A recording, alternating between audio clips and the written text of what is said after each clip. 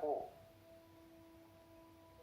भोजन कराने के बाद पूरी श्रृंगार सामग्री उन्हें भेंट करनी चाहिए।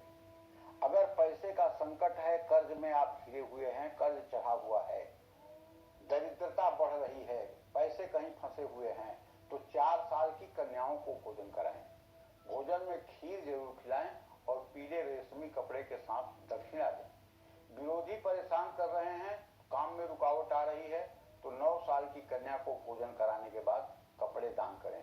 परिवार में बहुत कलेश है तो 3 या 10 साल की कन्या को भोजन कराएं। इसके बाद उनको मिठाई भी खिलाएं। सभी तरह की समस्याओं से मुक्ति पाने के लिए 5 से 10 साल की कन्याओं का पूजन करें। उनको जूस, फल या श्रृंगार की सामग्री भेंट करें।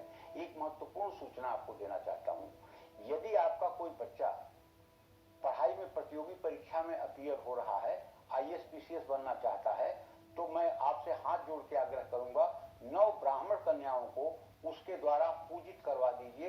वो निश्चित रूप से प्रतियोगी परीक्षा का अधिकारी होगा।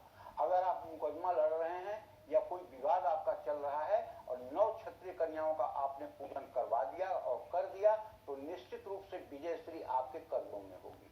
अगर आप गरीबी की मार झेल रहे हैं और कर्ज से आपका जीना मुहाल हो गया है, तो आप बनिया की 9 कन्याओं का पूजन करके और आप सुख, समृद्धि, ऐश्वर्य से परिपूर्ण हो सकते हैं। अगर आपको बहुत बड़ा कोई श्राप लगा हुआ है और आपको संतान का सुख नहीं मिल रहा है, संतान का सुख के लिए आप तरस रहे हैं, तो जिन्हें मतलब कि निम्न वर्ग की कन्याएं कहते हैं, दलित समाज की कन्याएं, उनको अगर आप 9 कन्याओं को विधिवत पैर धो करके पूजन करें और उन्हें भोजन कराएं, तो मेरी गारंटी है 1 साल के अंदर आपके घर में किलकारी गूंजेगी और होनहार तेजस्वी बालक पैदा होगा। ये उपाय करके देखिए।